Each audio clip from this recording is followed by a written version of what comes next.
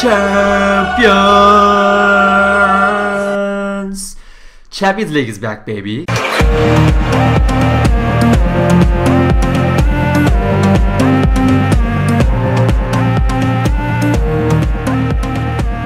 What is going, guys, and welcome to another Pokemon X and Y Wi-Fi battle. This time we have a UU match against Raymon, and let me tell you, this is a pretty good match. It was quite close, so stick to the end. It was quite a nail-biter.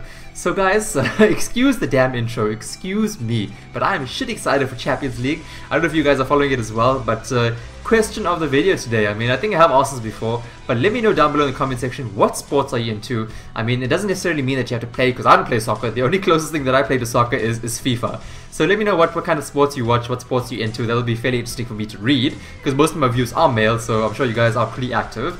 So yeah, a lot of the Pokemon here, well, only one I think, the Victini, that was kind of moved out of UU after the recent Smogon changes, but we had this battle before that, so don't troll me on that one, guys. That's absolutely fine. Nothing was wrong with the Pokemon here.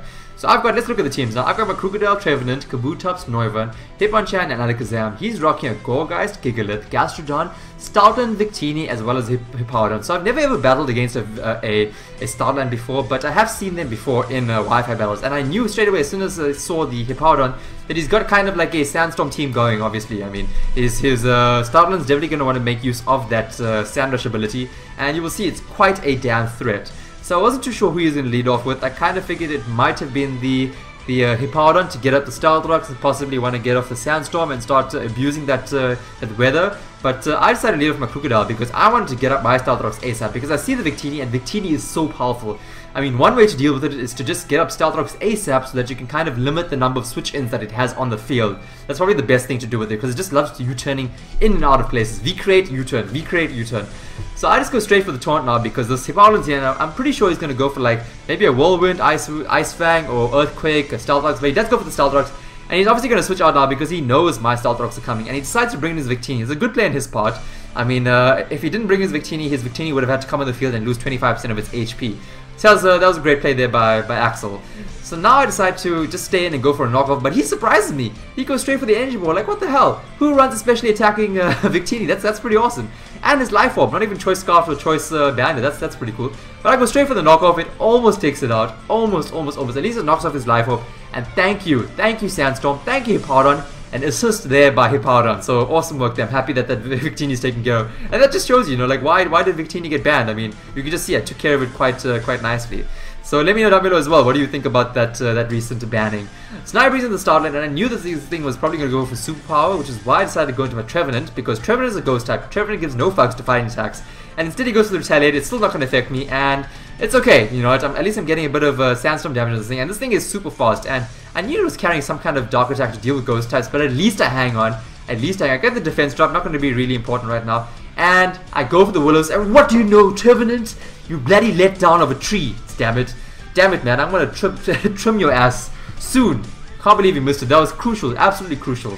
If I could have at least got the Willow swap, we would have definitely have muted his, you know what, the Stoutland, because this thing is so fast, you know, at least if it could have hit less harder, it would have been a bit more advantageous to me. So now I bring in my KROOKODILE just to kind of just absorb damage and just, you know, get that Life Orb recoil going on it and just get some more damage with the damn Sandstorm. So now he's going to be able to go for the Superpower and take out my Ray-Bans, which is unfortunate, you know, but I wasn't too upset because, you know what, Ray-Bans was able to get the taunt off on the Hippowdon, prevent it from setting up Stealth Rocks, also get up my own Stealth Rocks and take care of the Victini. That's way more than enough than I had initially planned, so I'm happy with that work that KROOKODILE put in. So now I'm going to go into Hitmonchan and scare it off with a Drain Punch, a Mark Punch. But he decides to actually switch out into his Gourgeist. Good play in his part. I mean, I could have decided to have gone for like an Ice Punch, but I did not want to take that chance because that Stoutland could have taken me out. So I've got to switch out now. He at least frisks me, and that just shows, you know, Frisk is a pretty cool ability even to have on this damn Gourgeist. And he's going to know that I'm locked into this attack, so he's going to be able to basically know that I'm going to switch out and go for it, whatever the hell he wants to. So I go to my Noivern, kind of fearing a Will-O-Wisp. And he does in fact go for the Will-O-Wisp, but it misses, you know, so Will-O-Wisp miss for a Will-O-Wisp miss. That's a bit of a tongue twister. But I definitely wouldn't have minded the Will-O-Wisp on my Noivern. That definitely wouldn't have mattered so much. So I'm going to switch out, obviously fearing a Air Slash, and I decided to go straight for the Draco Meteor. I mean, I want to just hit whatever's on his side of the field as hard as possible. I mean, he doesn't have any Steel types, and he does not have any Fairy types, so I was safe to go for a Draco Meteor. And now at least, I guess maybe brought in his Gastron thinking I was going to go for an air slash, or maybe I was going to go for Draco Meteor thinking he would take it a bit better. But either way, even at -2, I'm still going to be able to take out this Gastrodon. Maybe he would have liked to have like recover stored me a bit until I got to like -6 and had to switch out. But either way, one less Pokemon to worry about and things are looking a bit better for me. So now he brings back in his Hippowdon. He knows that I can't hit this thing, which is why I decided to switch out, and this is a perfect chance for him to set up his Stealth Rocks. That's kind of what I thought. But you will see that he decides to go straight for an Ice Fang. I guess maybe he thought that he kind of predicted me to predict him, that I would switch out. Does that make sense? I don't know. But he goes straight for the Ice Fang. Non-stab Ice Fang, bitch. And that is not going to take out my Alakazam. Hardly does anything to my Alakazam, which is a glass cannon. You guys know how weak Alakazam is. But now he decides to set up his Stealth Rocks, so at least he got up his Stealth Rocks. And at least he's got his Sanders back up. And I'm going to be able to take out the Hippowdon with another Psychic, so that is fantastic. I was pretty surprised that it had survived one Psychic, you know, especially with the Life Orb coming from my Alakazam. So now he brings back in his Stoutland, and I was like, nope, I'm not dealing with this thing right now. I'm going to switch out, and I go straight back into Hitmonchan, thinking that I would survive a Retaliate. But this thing is so powerful. Wow, this thing is... and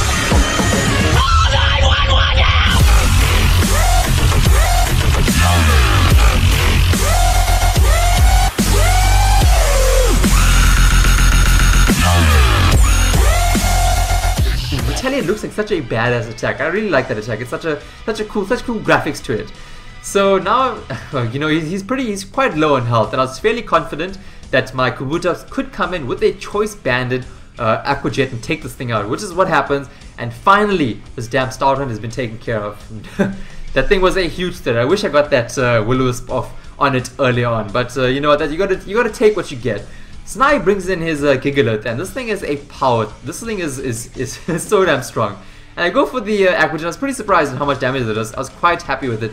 But he goes straight for the Earthquake, and that definitely is going to take out my Kabutops. That thing is so damn powerful. I mean, it's insanely powerful, especially in its defense stat. It's just crazy. So I bring in my Alakazam. I'm going to go straight for a Psychic. You know, I'm going to revenge kill this thing. And what do you know? It does not take it out. What the hell? What the hell? That is crazy. He's going to be able to go for an Earthquake and take me out. I'm like, damn it, man. How powerful is this thing? That is crazy. But I send him a Noivern, and I find out that this thing is holding an Assault Vest. I'm like, wow, damn it. That's why it's so damn bulky. I mean, my Alakazam would have been able to have taken it out. So, I mean, that's a pretty cool item to run on his Gigalith. So, at least I'm able to take him out with an Air Slash. I was a bit hesitant as to whether or not it would take it out. You know, with the Air Slash, and I mean, with the Assault Vest and the Resistance, I was just not sure if he would take him out. So now he brings in his last Pokemon, which is his Gourgeist. Noivern is my last Pokemon. And this is, I mean, I'm fairly confident right now that I have the game in the bag. But he decides to go for Protect, I guess just showing that he has surrendered right now, forfeiting the match. And, or maybe he might have survived, but either way, I'm not too sure about that. I'm fairly confident now. And Air Slash is going to be able to take out the Pumpkin, his Gourgeist. And that, guys, is the game. Awesome game there, Flaming Axel. His link will be down below, so be sure to check him out if you haven't already. And guys, I hope you enjoyed that video. It was a bit late in my upload, but that can be explained because of the just the server issues that Nintendo was having. I don't know if you guys were experiencing the same thing. It was just very chaotic. But anyways, guys, I'll catch you all in the next video. Bye bye.